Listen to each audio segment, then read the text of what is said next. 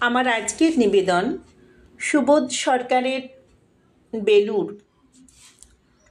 আমি একটা কোণায় দাঁড়িয়ে দেখছিলাম দুটি ছেলে গেরুয়া বসন পরে মন্দিরের সিঁড়ি মুছছিল।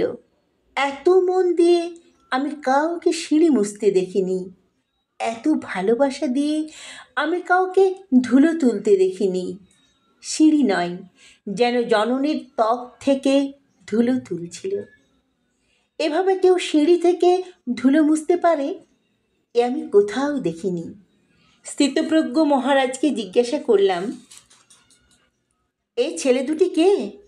মহারাজ মৃদু হেসে বললেন, একজন নিউক্লিয়ার ফিজিসিস্ট আর একজন IM-এর 6 লাখ টাকার চাকরি ছেড়ে এখানে এসেছে, সিঁড়ি ধুতে এসেছে। যে সিঁড়ি দিয়ে মানুষ উপরে উঠে তা যেন পরিষ্কার হয়। মহারাজ চলে গেছেন। সন্ধ্যা নেমে আসছে গঙ্গায়, আমার ভেতরেও নামছে সন্ধ্যা।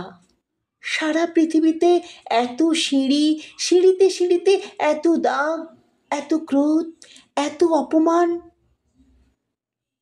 আরতি শুরুর আগে মনে হলো, যে সিঁড়ি মুছতে পারে না সে কোনোদিন মানুষের চোখের জল মুছতে পারে না, সে কোনোদিন মানুষের চোখের জল মুছতে পারে না। নমস্কার। কবিতাটি ভালো লাগলে লাইক করবেন এবং কেমন লাগলো তা কমেন্টে লিখে জানাবেন। আবার এরকম কবিতা শোনার জন্য চ্যানেলটিকে অবশ্যই সাবস্ক্রাইব করবেন।